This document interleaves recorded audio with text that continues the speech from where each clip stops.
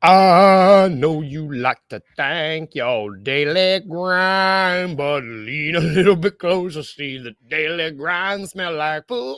Boo, boo. That's the most accurate one so far. Thank you. Welcome to the Daily Grind. Shout out Outcast. I love that song. I love Outcast.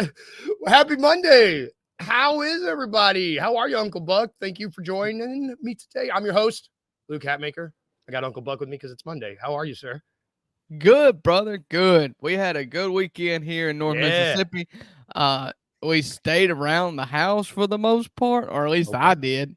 My wife took some of the kids up to Amish country up towards your way Oh. to go, I guess, learn. Butter? I feel like it was like a little scared straight situation for some of my kids. It was like, you better appreciate what you got, you know? Or else you're gonna have to be up here. Yeah, you're gonna be selling butter, peanut butter by the jar. Did they have fun? Did they learn? Yeah, they did. They had a Good. great time. So Good. last minute trip. So me and the boys hung back because he had ball practice, and Hell yeah. so we'll get to the rest of it in the third Yeah, segment. yeah. 'Cause it Which is what I'm most thankful for. I'm So getting ahead of the game. We'll save that for last. yeah, Let's talk some Grizzlies things, man. We were in the yeah, dog days of summer. We were texting last night. We were like, "What are we gonna talk about?" And I was like, that's the question. That's the question that I ask myself every day. And half the time it's like I don't know. But there was one thing that happened that I wanted to talk about I guess it happened over the weekend. We sort of shout out Wayno. I see you, brother. We yeah. sort of talked about it last weekend.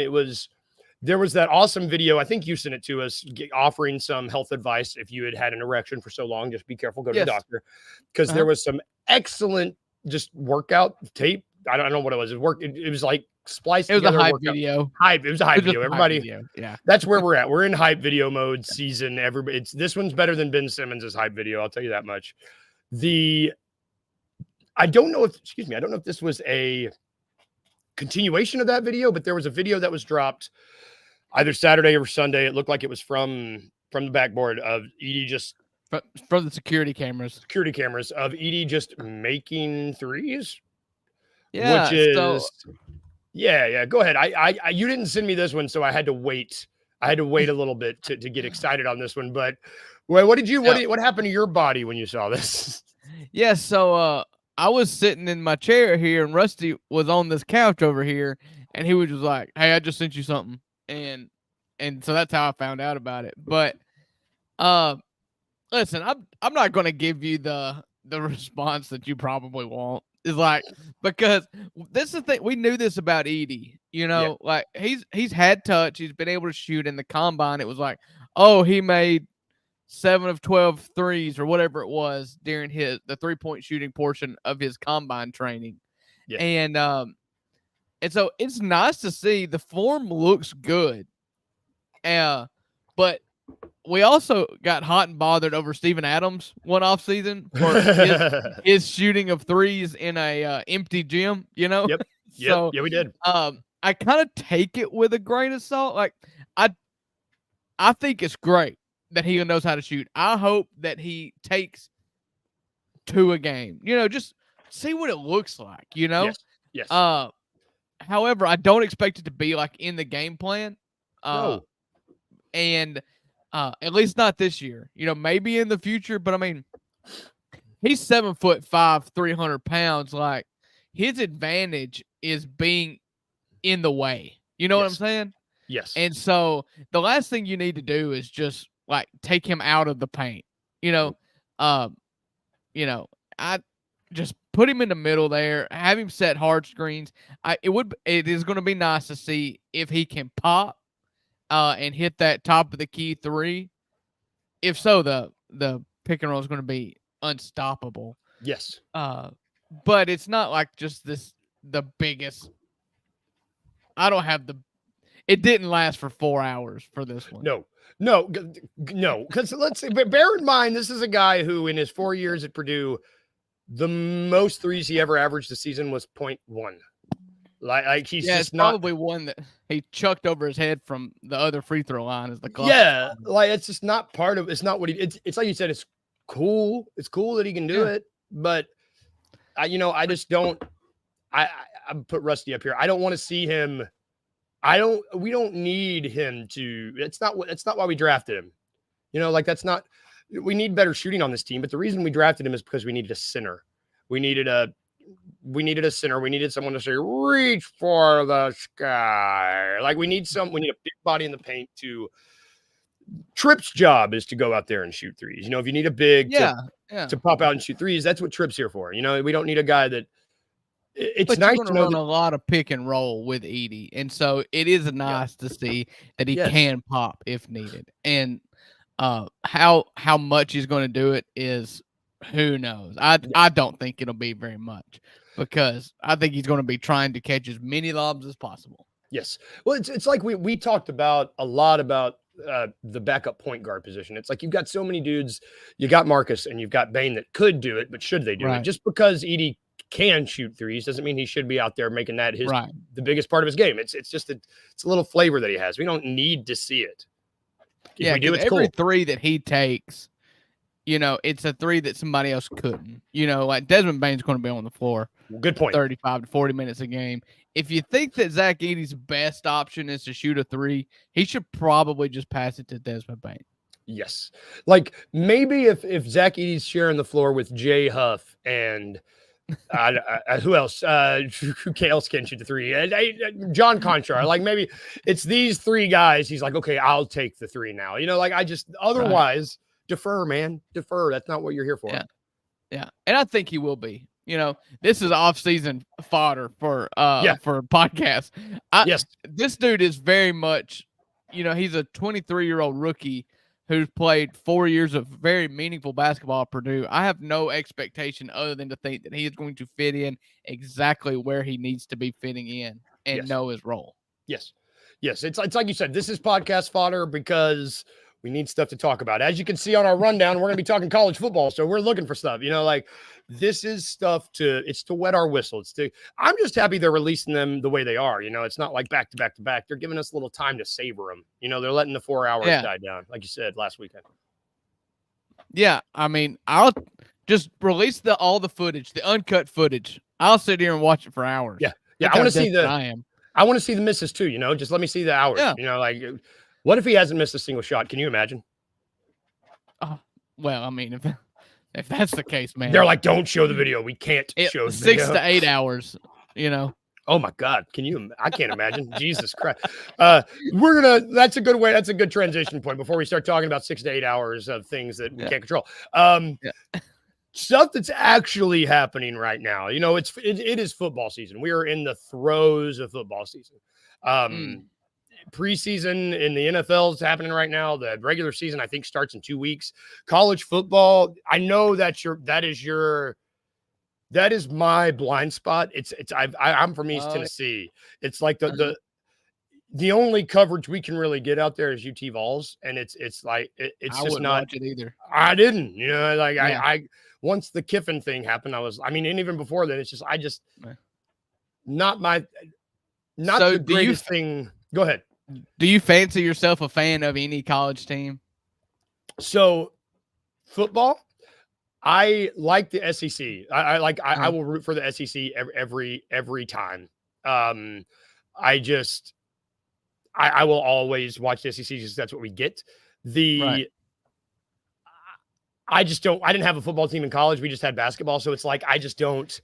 Okay. I just don't have a dog in the fight. I love watching it. I just don't have. I don't have anything that I'm going to bleed and die for. Yeah, trust me, your fall will be a lot more enjoyable than mine because every Saturday is going to be an absolute heartache. That sounds awful. Yeah, I'm a diehard Rebel. My co-host on the $2 Sports Show is a diehard Bulldog. It's kind of what makes us hate each other during this time of year, But look, you asked me just to preview football, and if I were to just broad strokes, what makes this football season intriguing. Number one is I believe there's 19 different schools that changed conferences. That's the crazy. Pac-12 is now 2 schools. The Pac-2 or the Tupac, however you want to put it. It's only 2 schools? There's only Washington State and Oregon State are the only 2 left. You had I'm going to miss some. You had USC, UCLA. Yeah. and then you had Washington and Oregon. and Oregon all go to join Michigan and Ohio State in the Big Ten. Big Ten. You had Utah and Arizona State, and I'm sure another team go to the Big 12, the former Texas Conference. Now Texas in the SEC. Yes, exactly. You had Cal and Stanford go to the ACC. That so doesn't make Northern sense. California going to Southern Florida to play football routinely. Oklahoma and Texas are in the SEC. I mean, it is just a totally different landscape than anything you've ever seen before. And that's why I needed you here. That's why I needed you here. And so that's the big thing. You're like, if there's one, you're going to see matchups for the first time this year that you've never seen before, and you're going to realize that, oh, this is going to happen routinely, such as a conference game between USC, Southern California, and Rutgers in New Jersey. Like, they're just going to have random alternating site home and home series routinely, and it's going to matter for a conference championship. It makes no sense at all. That's wild. That's like, I just don't. Is that, well, it's about money, right? I mean, it's just about. It's absolutely about money. You know, it used to be, you know, the overwhelming thought was that it was like, you know, boosters and everything else that was, you know, getting players and all that. It's one thing. But with the popularity and it's TV money, like ESPN and ABC, Disney, and then you've got CBS, and I mean, they are making all of these decisions. Whoever gets, you know, ESPN has exclusive rights to the SEC now. So they are helping, you know, they're just pumping money into the conference to attract a broader footprint. You know, regionality doesn't matter anymore. And I think that is the gravest error that they will make out of this is the land grab is going to take away what was so amazing about college football. And it's that every year Ole Miss could count on playing Auburn, you know, every year, you know, you had a ton of just long lasting smoke with other teams, actual rivalries. Right. And so, you know, like you're not ever going to see you may never see Bedlam again, which is Oklahoma versus Oklahoma State. They're in different conferences, which is weird.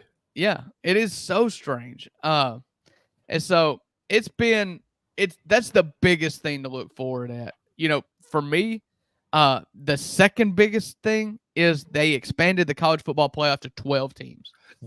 I'm excited for that.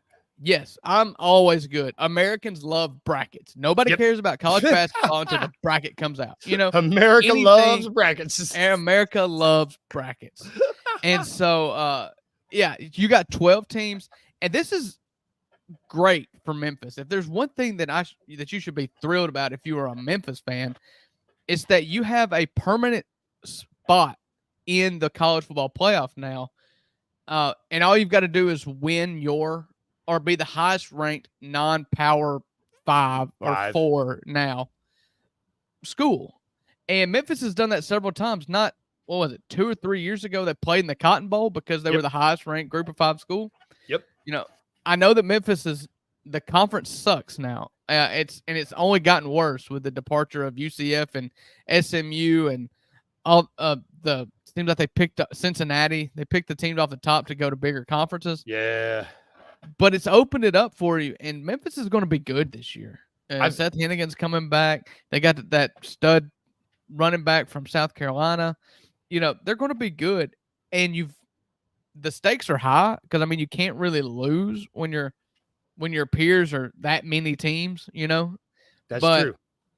But, you know, just go be the best group of 5 team, which you've done before, and you're going to get in the playoff.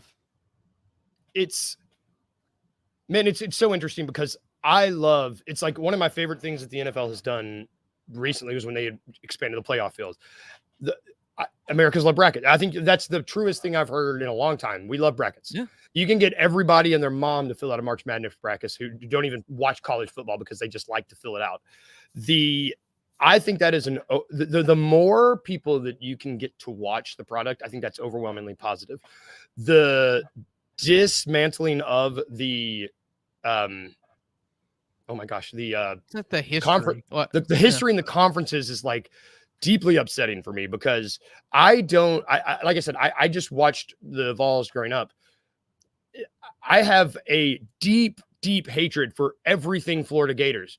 And that's just because it's just because I grew up there. It's like I'm like I grew up a fan, but that's something that I love about college football that doesn't really exist in the NBA. That hate, like how many teams hate each other in the NBA?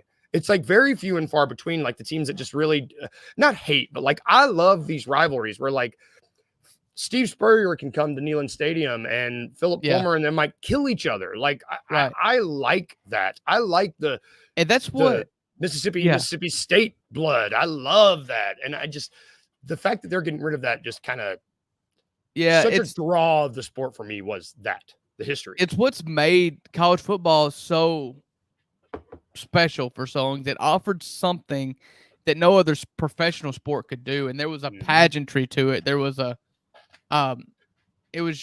it lasted forever. New players came in, but the rivalries lasted. And that's because you were playing against your neighbor's favorite team. It's like you were surrounded by people that rooted for teams that you hated, and you played each other a lot. You know, it's like playing your cousins, you know?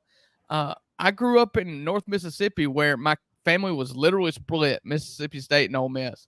But then I have a ton of friends that are Tennessee, and the fact that you lost that regionality really stinks. And the SEC, they're holding on to it because they're growing and not, breaking up. They're not losing people.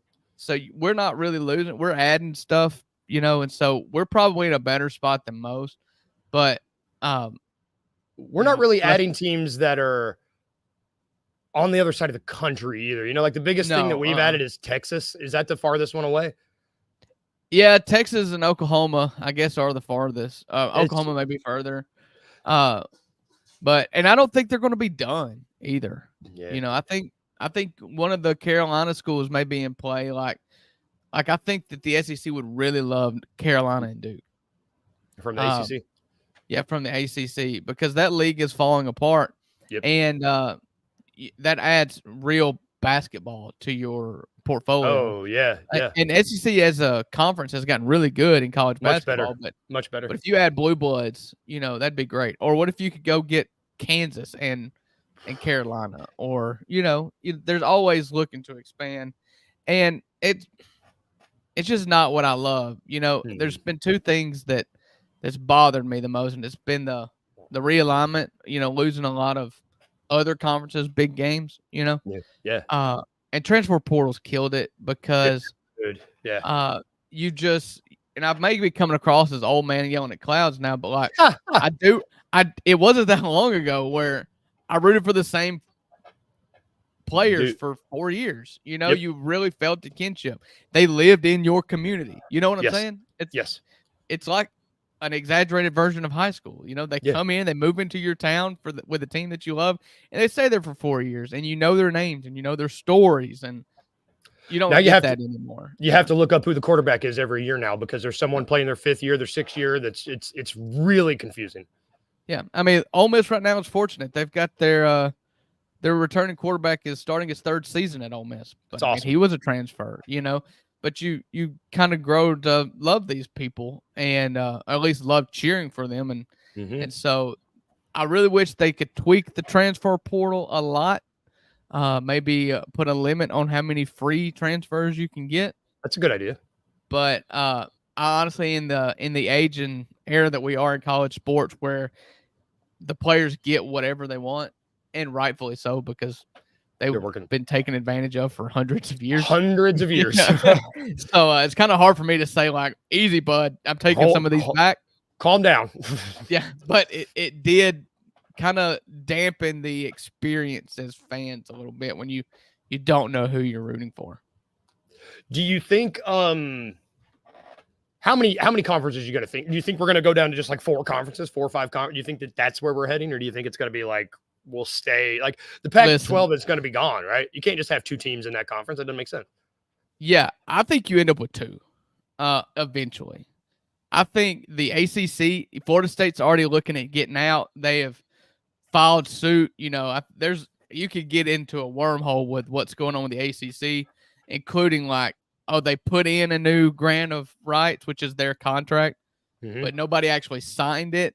You know, it was just kind of agreed upon and set on a shelf. And so, yeah, they're, you know, I think the ACC ends up falling apart. The Pac-12 is gone. That leaves you with 3 conferences. Big 12, Big 10, SEC. Yeah. Yeah. And so from that point, I just think that at some point the NCAA dies. And as you get to this, you know, the transfer portal's gotten to where it's at. NIL is in now. The NCAA has always impeded progress for college athletes. Yeah. And college sports. So I do believe that at some point, if all the big boys can band together, they almost get out of the NCAA altogether for football. You know, you look at profitable sports that make a profit, turn a profit, are not very many. In the SEC, it's like football and basketball and some baseball. Sometimes. And so you look at some of those, if you could get out of NCAA their rulership, you could really do something a lot different, and it would turn into probably semi-pro ball, but you know, we'll see. But yeah, you told me more than I knew beforehand, or you just helped. It's just, there's so many moving pieces, man. It's just like trying to just get a handle on what's happening is just a lot. And I for one, knowing just a little bit. Oh yeah, I see this a lot, and I think the only teams that most people think about when letting go is like Vanderbilt. Vanderbilt's a charter member. I have a hard time thinking that as long as they're a member of the SEC football as it is a member of the NCAA, I have a hard time thinking that they're going to let them walk. Missouri's another one. You know, they just used to not make a lot of sense in the footprint and stylistically. I just don't think that. I wish they would. Yeah. You know, I wish they would go to like an EPL style format. You know, where you've got your top 14 teams, the SEC, the bottom 2 go to the Sun Belt, and then you bring up the 2 best Sun Belt teams or whatever. That'd be cool. That's kind of the Premier League does it like that, right? Yeah. Yeah. Be cool. And so that's what I do. I just listen, Vanderbilt offers for the SEC, they offer everything else where it's like, oh, well, we also care about school. See, there's Vanderbilt. We love academics. They're Vanderbilt. Yeah. See? Oh, that's so true. God, that's so true. It's like, oh no, we have student athletes, Vanderbilt. See, Vanderbilt. Yeah. That's so silly because they suck at football. Living in Nashville, it sucks that that's the one like football team where it's like, okay, let's go watch Vanderbilt play football and they'll get beat 50-0. Thank you for giving. I mean, because I'm gonna need to watch. I was in Kentucky this weekend, in Cincinnati, Kentucky, or they had college football on TV, and I was like, man, I gotta get into this because I don't know. Mm-hmm. I hate that that's a blind spot because I want to root. We might start having college. In a bad part of the world. Yeah, man, because it's just like I'm just gonna be like, I don't know, go Belmont. We don't have football, whatever. Go turn on the Rebs. They're gonna be good this year. That's what they always say. We're going to take a quick break, and when we get back, it's Mondays, so we're going to talk about Mondays, and we're going to talk about lasagna because that's what we do. Good things and bad things. Got to take the good, take the bad right after this break. One of the questions as far as my writings for the Wizards was, what's going to happen with Tyus Jones? And I kind of was able to narrow it down. He had 3 teams that he was primarily looking at, and that were the Memphis Grizzlies, the Phoenix Suns, and the Atlanta Hawks. From my understanding, Memphis they offered him more money. Memphis offer was somewhere around $5 to $6 million, but they wouldn't have given him an opportunity to start. And I believe that was something that was really important for him. I'm not saying that what you're saying isn't true, but I don't think the Grizzlies actually made a serious run at Tyus Jones. And at that number, I don't even consider that serious. You know what I mean? A lot of people in Memphis didn't really want to believe that that the Grizzlies were interested in Tyus Jones. And I think a lot of, from what I saw on the internet, a lot of that has to do with you guys' expectation of what Scottie Pippen Jr. is going to be. The Memphis Grizzlies very much like Scottie Pippen Jr., but I'm also here to tell you they went out and tried to get a backup point guard. Tune in to The Anthony Sane Show, Wednesdays and Fridays at 12 p.m. weekly on the Bluff City Media YouTube channel.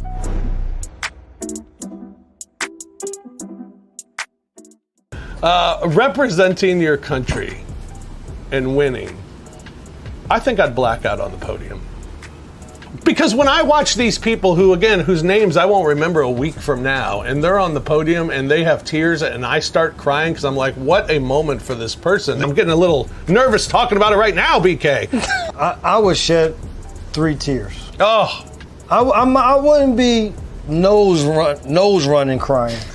Not that crying. You know, there's levels to this crying game. There's shoulder shaking. Yeah, you know what I'm saying? Even when the tears stop, you still like, that's when you used to get in trouble, though. Your parents used to give, that's when you used to get beaten. You stop. Yes, you better stop crying. Exactly. Put that thing on that bottom lip. I'm not crying. Right, yeah. I would definitely be up there. I would cry. Tune in to the Night Court Podcast with your hosts, Rob Fisher and Brevin Knight, on the Bluff City Media YouTube channel.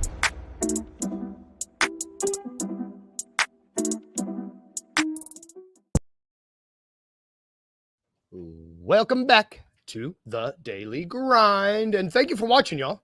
You can catch that show, Anthony Sane Show. It's going to be great. Is that today?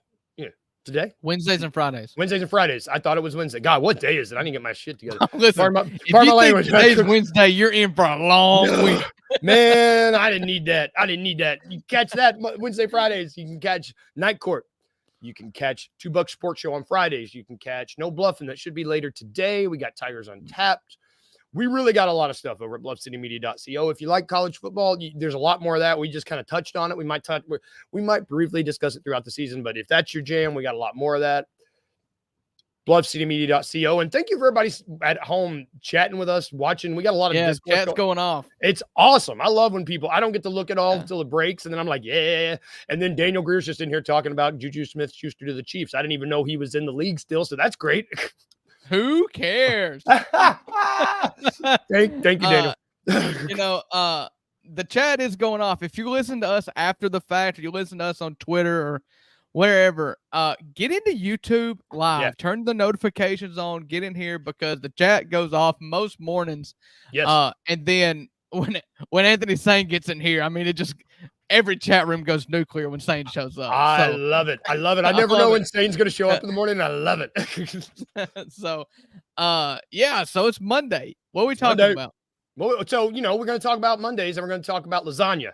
For those of you who don't watch us regularly, every Monday we talk about our favorite thing from the weekend and our least favorite thing from the weekend, like our good cat Garfield, the greatest cat in the world who likes lasagna and hates Mondays. Everybody has Mondays and everybody has good and bad things. So we just like to bring that into the world. I will go first. The weekend, Saturday, was my lady. It was her birthday. So we went up to Cincinnati, Newport, Kentucky area, right on the river. And we went to a concert. We went and saw the Avett Brothers. And we went and nice. Dude, they were so good. We went and saw them, and they opened up, Sammy Ray and the Friends opened up for them. We loved them. Just went to this great concert. It was really good. Love those guys. Love her. We celebrated her birthday. It was awesome. My Monday was Friday. I'm pretty sure I broke my foot or broke my toe at work. Big pile of steel just fell on it. And I was like, "Ay-ya!"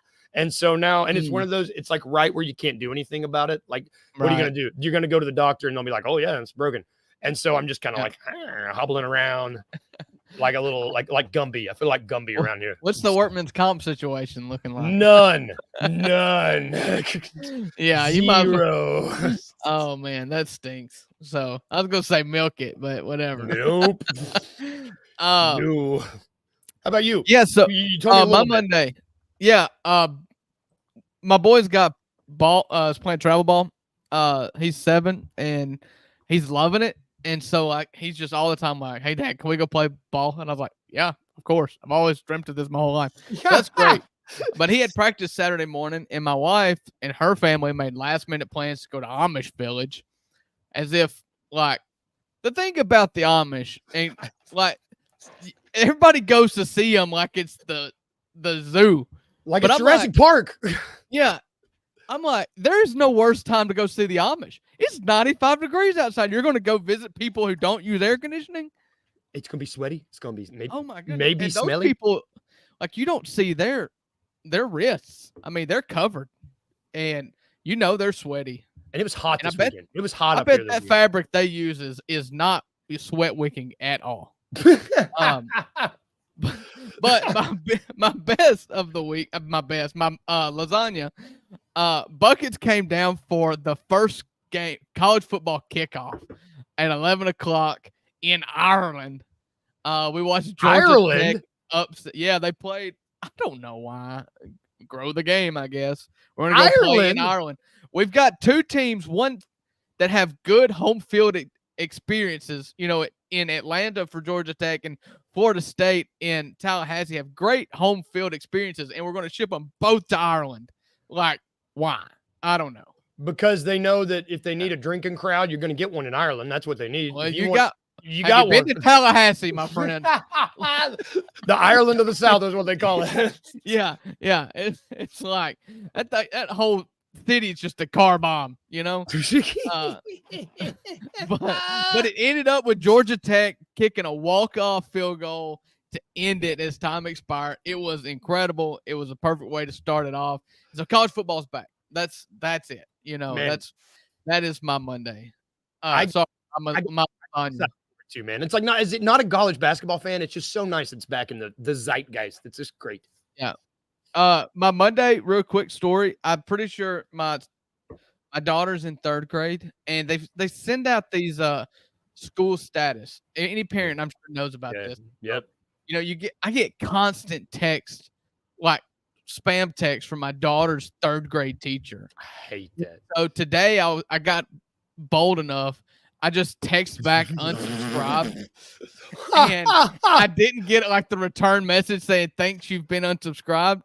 So I'm pretty sure I just She got it. sent my daughter's text message, a teacher a message that said I don't care about her school, and so we'll see how that turns out. She's gonna have a little checkbook, and she's gonna be like, "Okay, I know which student I'm going to hate." Yeah. Unfortunately, You for her, my unsubscribed daughter's from a elementary nerd. school. Yeah. So I'm not worried about her grades or anything like that, but she's just like, yeah, her dad does not care about her at all. Like, You not only called your daughter a nerd, but you said you told her teacher where to shove it. You were like, "Yes, Yeah. unsubscribe, new number, who dis?" I did the who dis to the 3rd grade teacher. So. Man, if my son's school, he's in middle school. If I started getting texts from them, tell you what, That's we'd be bad at that be point. having conversations. I just rely on the phone call every Sunday afternoon to remind me that it's Sunday. That's how I reset my calendar. Is I get the obligatory email that's like, "Thank you, this is Croft County Schools," and I'm like, "Oh, cool, Monday, school tomorrow." If I got they have to remind you every single Sunday that there's school tomorrow. they don't have to. I just like that they do.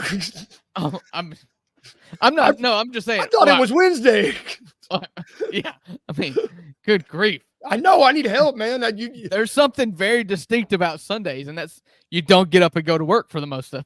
Trust me, I need help, man. I'm telling you, if you want to start texting me every Saturday and be like, "Hey, Luke, it's Saturday," I would love you forever.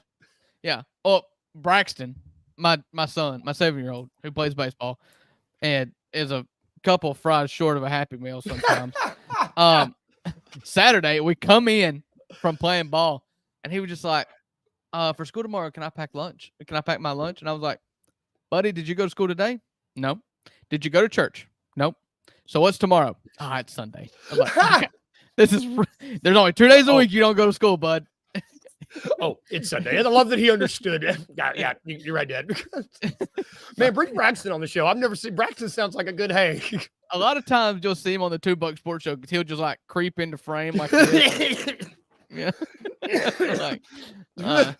He's adorable, but yeah, I love it.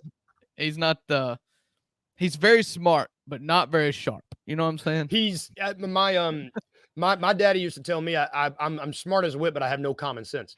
Right. I used to get that all the time. Still to this day. We ask him, he can't ever find his shoes, and I finally was like, "Buddy, if you don't find your shoes in 2 minutes, you're getting it." And he did this number. Is it on the roof? Like, did you put your shoes up there? Like, Braxton, stop. Stop it. How, buddy? How? You better go outside, son, because I'm about to explode. You know, did your parents ever say, you better get out of my face or I'm going to hit you? Be like, yes, sir. I'm going to expect Braxton next week. We're going to see him drop up from behind, up top. He's going to sneakily creep down from behind you, and you're going to be like, hello, Dad. It's like Spider-Man. Yeah, shout out Spider-Man, shout out Braxton. That's going to do it for our show today. Thank you for watching at home. Thank you for chatting in the chat with us. Wayno, if you watch Kill Bill, we might talk about that tomorrow. I might watch it too. Sane, DG, Rusty, thank you all. Join us in the chat if you're not, y'all. We're gonna, it's popping, it's great. We sometimes talk about what you talk about. It's fun.